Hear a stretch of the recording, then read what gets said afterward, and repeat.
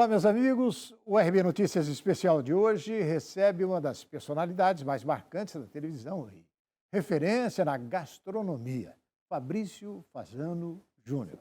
Nestas eleições de outubro, ele quer levar todo o seu conhecimento adquirido em diversas áreas de atuação para a Assembleia Legislativa de São Paulo, onde é pré-candidato a deputado estadual pelo Partido Liberal, o PL. Inicialmente aqui nós vamos conhecer um pouco da trajetória de Fabrício Fasano Júnior. Fabrício Fasano Júnior é graduado em Economia pela Fundação Armando Álvares Penteado, a FAP, e possui MBA pela Rider College em New Jersey, nos Estados Unidos. Após anos trabalhando no grupo de sua família, alçou novos voos, sendo diretor por 10 anos da conceituada agência de publicidade FNASCA. Em 2003, iniciou sua carreira como fotógrafo profissional, lançando os aclamados livros Duas Paixões, sobre cavalos, e Olhares, sobre o sertão brasileiro.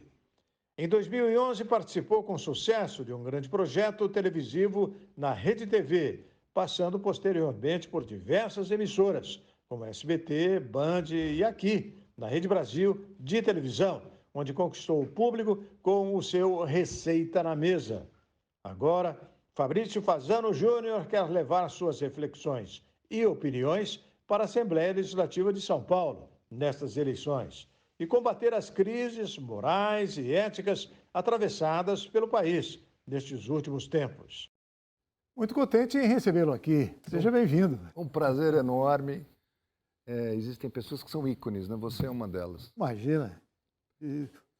Fomos companheiros, pelo menos, em 2 canais de televisão. Lá no, Me lembro do SBT, no SBT e aqui também. Né? Você está disposto a deixar a gastronomia, Fabrício? Eu acho que você não deixa a gastronomia nunca, porque a gastronomia é um prazer.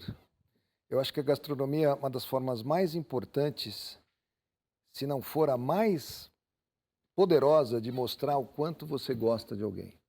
Então, exerce uma atração muito especial nesses momentos, nesse tempo, né? Praticamente todas as televisões têm programas destinados à gastronomia. Parece que a coisa foi descoberta agora, mas é uma arte tão antiga, não é? Tem, porque assim, eu até costumo brincar, isso expressa bem o que é o amor dentro da gastronomia. Todo mundo tem a receita da mãe, a receita da avó. Principalmente vocês italianos, né? A receita da nona. Então, mas se você pegar essa receita e dar para o melhor chefe do mundo, não vai ficar igual. É mesmo, né? Porque não tem um ingrediente que é aquele momento de carinho e de amor que ela punha naquele processo. Quando vocês sentavam juntos, quando vocês comiam juntos. Então, isso ninguém vai colocar. Então, eu digo que quando você faz uma comida para alguém e essa pessoa experimenta e gosta, é uma sensação, para mim, é uma sensação de prazer indescritível. Você já confessou que uma das grandes paixões na sua vida, é claro, a gastronomia é outra, a cavalo. Né? Você gosta de cavalo e de fotografia. É autor de pelo menos 2 livros. Eu tenho 2 livros de fotografia. Um é só sobre cavalos, que é uma coisa interessante, que foi de 2003. Junta frases importantes. Por exemplo, uma frase de Winston Churchill. É pena que a gente não tem um livro aqui para mostrar. Mas, enfim, uma frase de Winston Churchill, se tiveres dinheiro, deem aos seus filhos cavalos e não dinheiro. E é uma verdade no sentido de que o cavalo ensina a criança muito respeito. O cachorro, ele ensina carinho, ensina troca, mas a criança puxa o rabo do cachorro, pula em cima, abraça, puxa a orelha. Então ele trata o cachorro com toda aquela vontade que ele tem, mas ele não precisa ter respeito pelo cachorro. Já um cavalo, se ele bobear, se ele der uma cenoura errada para o cachorro, um cavalo, ele perde a ponta do dedo. Posso complementar alguma coisa a esse respeito? Todos os animais, tem gente que gosta e tem gente que não gosta. De cachorro, por exemplo, o exemplo que não, mas eu usei... Agora, o cavalo não existe isso. Todo mundo gosta.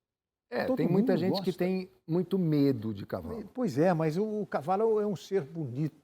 É lindo, é uma coisa... Alguma raça especial? Você gosta do árabe? Não, inglês, para você ter uma ideia, eu não vou mostrar agora, mas eu tenho uma cicatriz enorme que foi na época que eu fazia laço, rodeio. É mesmo, então eu fui cowboy. Você gosta do quarto de milho, então. Muito. Meu pai, na época que eu era moleque ainda, criava quarto de milho e criava manga larga também. Todo cara que gostou de cavalo na vida passou pelo manga larga de um jeito ou de outro. Depois eu enveredei para o enduro, eu fiz provas de 50, 60 Aí já é o árabe. E, na realidade, eu era tão apaixonado por quarto de milha que eu insistia em fazer com quarto de milha. Usar quarto de milha. Cansei de perder prova, porque o cavalo não passava no porque ele tem muita força, mas não tem tanta resistência. Tem resistência. Mas eu adorava aquele galopinho curto dele, eu era apaixonado por quarto de milha. Depois acabei usando alguns árabes também para fazer, mas eu sou muito grande e o cavalo árabe é muito pequeno, então aquilo me incomodava. Né? Você montava naquele... Apesar de ele ter uma resistência incrível... Em 94, 95, eu entrei para o salto, onde eu fui vice-campeão paulista, vice-campeão brasileiro, de sênior, de 1,20 m. Fabrício Fazano, nós vamos parar de falar de cavalo, porque senão nós vamos ficar o programa inteiro aqui. Esse nosso programa é ao vivo aqui na Rede Brasil de televisão. O Fabrício Fazano Júnior é pré-candidato a deputado estadual por São Paulo. É sua primeira experiência política e, é claro, a gente tem que começar essa nossa conversa, que está sendo transmitida aqui ao vivo pela Rede Brasil, explicando, né, uma explicação sua, né, uma justificativa sua em mudar tanto a sua trajetória indo para a política. O que te chamou a atenção? O que te faz... Quando me perguntam, eu sempre costumo dizer que eu era um cara totalmente apolítico. Não, porque não. Nunca se interessou por política. Pois é, mas quando eu leio os dois livros que eu tenho publicados, um deles chama Olhares, que foi em 2005. E quando eu leio um texto que eu escrevi em 2004, eu fico pasmo comigo mesmo, porque o texto é inteirinho sobre corrupção, sobre naquela época o que já acontecia nos bastidores de Brasil. Naquela época focado em Brasil, já que o livro era sobre Brasil. Então é uma coisa que eu até começo fazer uma pergunta no livro, no texto que eu escrevi, 2% é muito ou pouco. Depende, 2% é a diferença do genoma entre o ser humano e o macaco. Então, dependendo de por que ângulo você olha, 2% é um monte. E ali, na realidade, fala, na época, sobre um monte de coisa que vinha acontecendo que me incomodava. De repente, depois desse texto, vem um blackout na minha vida em relação a tudo que era... Eu enxergava isso, me incomodava muito isso, mas eu não me expressava, eu não saía gritando. A paternidade me deu uma vontade muito diferente de olhar as coisas. Tem quantos filhos? Eu tenho gêmeos, fizeram 24 anos. Garotos? Garotos, 2 homens. Ainda Antonioni e Lorenzo, minhas 2 paixões.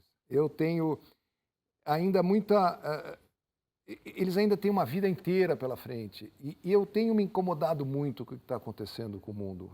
O Brasil entra nesse pacote. Mas o que está acontecendo com toda essa agenda que estão querendo implementar no mundo, essa agenda falsamente chamada de agenda verde, essa agenda que, assim... A Terra já foi uma bola de gelo e uma bola de fogo, e não existia um ser humano na Terra. Nós vamos entrar nesse assunto aqui. Fabrício Fazano... Ele é absolutamente conservador. O político não tem nenhum constrangimento em se dizer de direita. Uma direita que a gente considera esclarecida, uma direita que foi, que de certa forma, o atraiu nessa trajetória proposta por ele na política. Nós vamos entrar nesse assunto daqui a pouquinho, Fabrício, logo em seguida ao intervalo comercial. Vamos partir para o nosso segundo bloco, está aqui. Daqui a pouquinho, fique com a gente.